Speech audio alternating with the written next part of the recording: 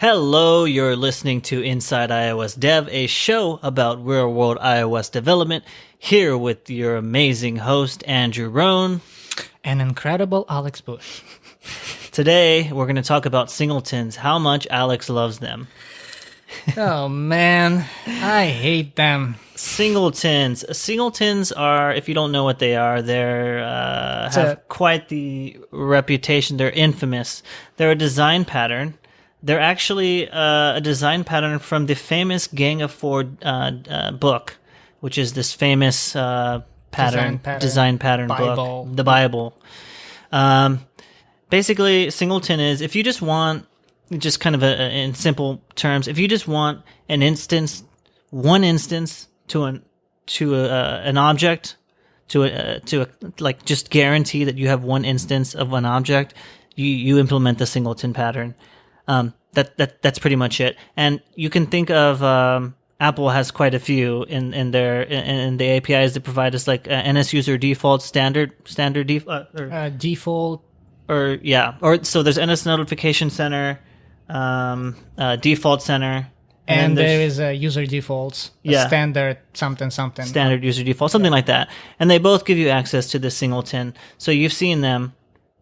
Those are both examples. But here in Wikipedia it says, singleton pattern is a software design pattern that restricts the instantiation of a class to one object. This is useful when exactly one object is needed to coordinate actions across the system. And then here, there are some who are critical of the singleton pattern and consider it to be an anti-pattern. If that is frequently used in scenarios where it is not beneficial, introduces unnecessary restrictions in situations where a sole instance of a class is not actually required, and introduces global state into an application. Okay, Alex, what do you think? It's awful. It's really bad. In one sentence, kind of, I guess, super short reason why I think singleton is anti-pattern, actually, is that it violates solid principles and it's hard to test. That's it in a nutshell. Okay, and I guess we'll dig. I want to ask you and dig into that. I'm wondering though. Well, I guess we can go into that first, right? Let's go into that first. Yeah, so let's go into details one by one. One reason singletons are evil is singletons are coupling you to one concrete implementation, right? There is no abstraction or anything like that. There is no interface. There is just this one type and this one concrete thing. And the rest of your code now uses that and those methods, and it never changes, right? You're coupled to that single thing. So let's think of an example. Let's say in my class I have my call to the Logger, maybe. Let's say we have standard. Let's say we have a logger, and then we have a method called shared instance that gives me access to that singleton. I guess, so the concrete implementation I'm coupling, so that's used in my class, let's say in some view controller. I'm logging in the view controller. And so I guess the problem there is what specifically that I'm calling directly into. Let's say you have a method .log, right? Like log event on that logger, right? And in your view did appear or something like that in your view controller, you basically call logger.sharedInstance.log and pass it some event or something like that, or like a string, right? Then that's it. You're locked. This is what you get. This is the concrete implementation. You cannot change it. Even if you subclass your view controller, it's still gonna call that specific thing. Okay. Why is that bad though? Like, what's the big deal? I want to call that a method. Like, it's not doing anything wrong, right? As far as I can tell. What if you wanted to log some other way eventually in some other view controller or subclass, right?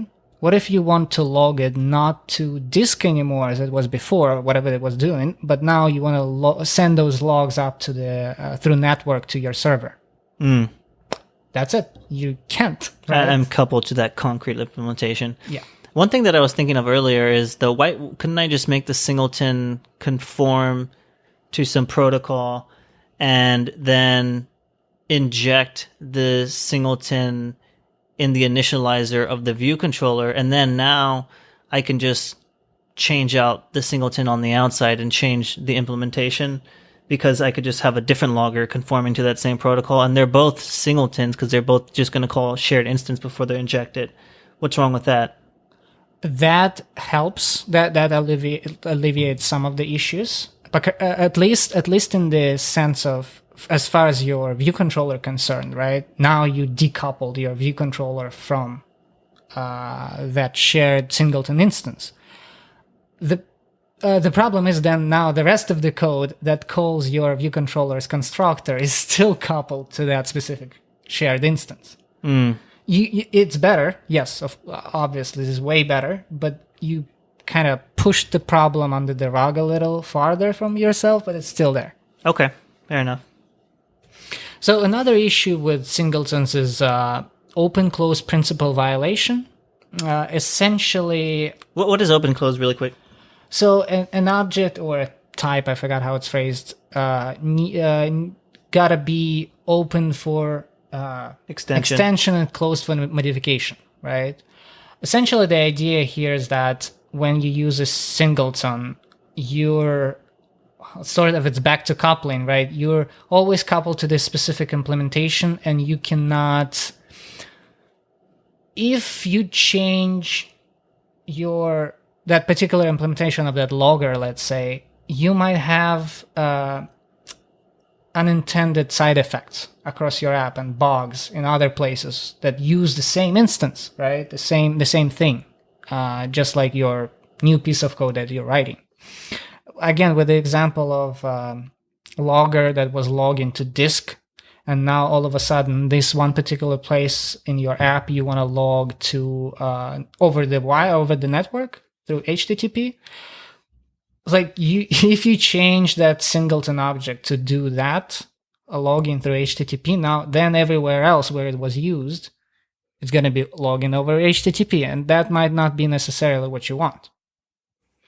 Instead of that, what you could have done, if you had it not as a singleton but as a normal object that injects dependencies within itself too, you could have had something injected inside, and in one case that logger would just call save method. So maybe the logger in its constructor was injected with a service, and the service could be either a network service or a local storage or a local storage service, right? Exactly. And then in this case, what logger does, it just calls method save onto that injected thing, but then internally the HTTP service goes and sends an HTTP request, or the local storage service just saves to disk, right?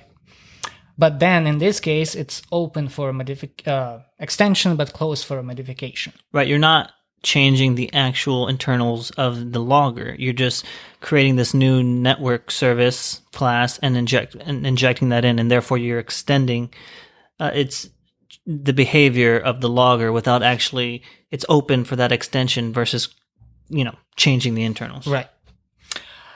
And another thing that singleton violates is single responsibility principle, which essentially states that an object or a type needs to change only for one reason. In case of singleton, it's not only responsible for its own business logic of, again, in case of logger, logging things, it's also responsible for wiring up and setting up concrete collaborators and concrete objects it depends on, which it shouldn't. Where should that happen? So instead, it should depend on some kind of abstraction, right? Some protocol, interface, whatever you call it. And concrete objects, it will be, the concrete objects it gets are given from somewhere else, from the outside, through a constructor. Right. So, but aren't you just pushing that responsibility? So let's say this logger that was being set up in a view controller. Right now, the view controller is having the responsibility of setting up those things, and now that is making the view controller break the single responsibility principle. Yep, exactly. So- You're kind of pushing it away a little. So then I'm gonna have to do it again in the view controller. Well, you could. You shouldn't. You should push it away from the view controller. Well, so as well. I guess what I'm saying is like, how do we solve it? So then where do we push it from the view controller? Basically, through kind of, if you go about it iteratively, let's say you already have existing code, right? If you go about it iteratively and refactor it, slowly but surely, you push away that decision point where you make a decision on the concrete collaborators, concrete types injected into your logger or whatever else, or view controller. You slowly but surely push it away from everywhere, and you end up in main function, right, where everything starts. That's like the dirtiest place where you wire everything up. In case of iOS apps, it's going to be application did finish launching. Right. And that ends up being the messiest place. There are ways to kind of work around that too a little with some factories or whatnot. But usually, this is... So you're just going to keep pushing it and pushing it and pushing it and pushing it, and then eventually you're going to end up all the way back at main when your app first fires up, and then there you're like, okay, I got to create this logger here. That's your configuration. Yeah. Right? That's your... You defer decision. And so I'd imagine you'd not want to, so for iOS, it's the app delegate. I'm not going to want to create everything in the app delegate. My app delegate will get huge. So then I might create another class that's job is just to create set everything up, set of dependencies. I might call it like the dependency setter upper. I don't know. It's a terrible name. and then those might even have those in there internally. I can have factories that will know, and then that way don't have like one single huge file that's like 3,000 lines of code that knows how to wire everything up, right? Right. But even if you do, though, it's way better than have wiring spread across your entire app and making it an insane mess. That's true. Right. But that's, again, the Singleton is kind of guilty of that, right? I have a question. Why, if they're so bad, why does Apple use them everywhere? Why are they in Apple's code? Apple is God. We're here because of them. They're our overlords. They could do no wrong, right? The God bleeds too. And that's an example. Apple's great at creating frameworks. I'll give them that. But in my opinion, they're not really infallible, right? They're not good at building application code. Again, it's different from building framework code that application developers use. And that would be one of those examples, or Singletons is one of the examples where they could have done a better job and came up with something else, in my opinion. Isn't it? They're making a framework, though, right? Like, because we're depending on this is part of their framework. So, for example, Notification Center. I believe Notification Center, the way it works is there's like one center for each app. So why don't they just give us the Singleton, right? That's kind of... makes sense, right? They're just saying like, okay, here's your Singleton for your one. There's only going to be one. There you go. What's wrong with that? Makes sense. I would think first glance. Sure. Or you make it configurable, or you can actually allow us to create a bunch of instances of Notification Center delegate or whatever it's called, and each one of them gets notifications that it subscribes to. What's wrong with that? Mm-hmm. Right? It probably was some choice, but on their part internally, for performance reasons or whatnot. But most likely it could have been avoided. What? It's another thing I guess you mentioned was unit testing. Right, and again, yes. How would this help with unit testing? Like, what would be the difference? So right now, you can't really, what we have to do, because Apple gives us certain singletons like default notification center or NS user defaults. We can't really mock them or anything. There's no protocol. They don't give us a protocol for those. They give us a concrete specific implementation of a concrete thing that we cannot change or mock, right? Right. Or use something instead. If they gave us a protocol, we could have had our own implementation that does something really stupid for testing purposes. Just mock it out. So that we can mock it out. But we can't, right? So then what's the solution for that in that case? So solution for that could be, just off the top of my head, right? Could be, let's say, imagine Apple would, come to their senses and change it. They could give us a factory of some kind, like a factory thing, and give us a protocol for default notification center that has certain methods that we could implement ourselves, or if we choose to use their thing, we just use that factory to give us maybe that one single object, fine, but it needs to conform to a protocol. When do you think there's ever any case? Can you think of any case when a singleton could be useful? I've heard some people say, for I guess the example we've been using, because it's just kind of an easy one, a logger. Some people say just make a logger a singleton because it's just going to be used everywhere and it's a hassle to inject that as a dependency everywhere. And it makes sense to me. I just want to get access to my shared instance of the logger and just log. It's a simple thing, but it's a cross-cutting concern throughout the entire application.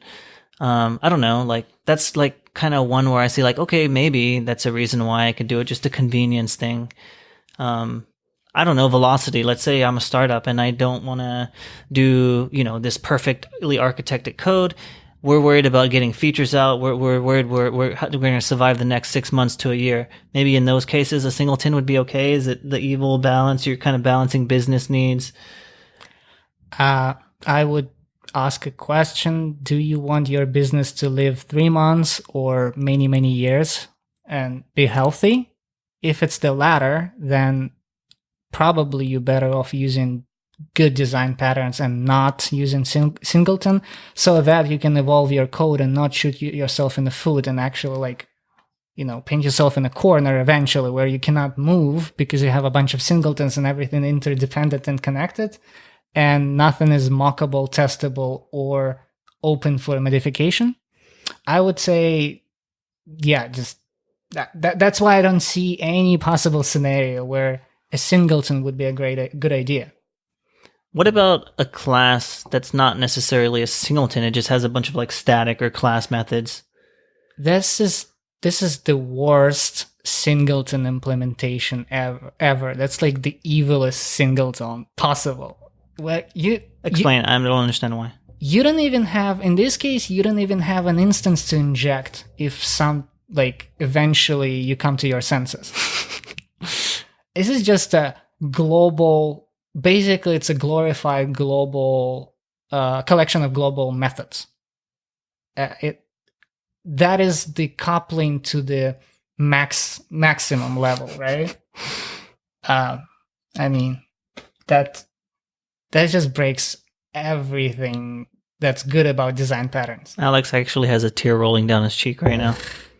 Not really, I'm just kidding. Okay, very interesting. Thanks for this. Oh, another thing this is just intuitively for me that why I think singletons are bad is it's global state, meaning you have no idea. If the state changes, you have no idea where the fuck it's coming from because it can come from anywhere, right. And it's so intractable. So yeah, at Reddit, someone had created the singleton and you had to call so you would use the singleton and then you would have to call this clear method on the singleton to clear its state. And I was just that's not going to work because the next person who comes to work on this feature, they're going to forget to call clear. There is a name for this. I completely forgot. Something like a procedural checklist or something. That's what you end up with. Yeah. Because you have to procedurally call certain things before you can even use the darn thing. Right. So if you just have an instance, though, then you just have that one instance and you have to create it every time and use that instance. And if you screw it up, well, it's okay because it's kind of contained to that one instance. Once that object is deallocated out of the memory, you're going to have to make a new one and it'll have the new state and you can use that. So, and another kind of what you just said made me think of what I keep hearing quite often is, well, if I have a stateless singleton, what's wrong with that? It has no state, right? So there is no issue with this global state. Right. And everyone could just call methods on it.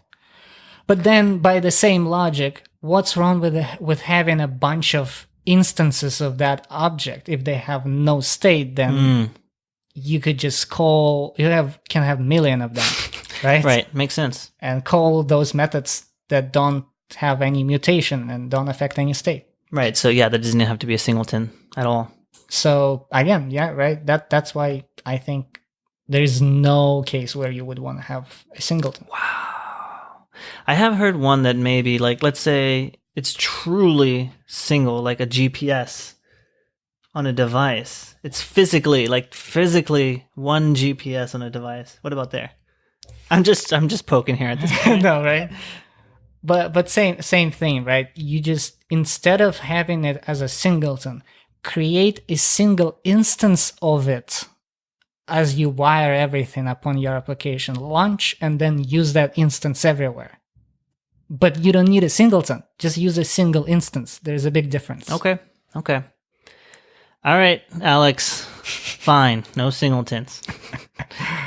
Yeah, guys. So that was kind of our overview of why singletons are evil. Please don't use them. Don't make me come over and tell you why it's wrong. All right, guys. Thanks so much for listening. Hope you enjoyed this. We've been gone for the holidays for quite a bit, but we're going to get back into doing things regularly again. We're just kind of taking a break. This is kind of an informal season 2 we're starting now. If you want to find us, reach out to us, go to @InsideIOSDev on Twitter. Thanks for listening, and goodbye. Bye.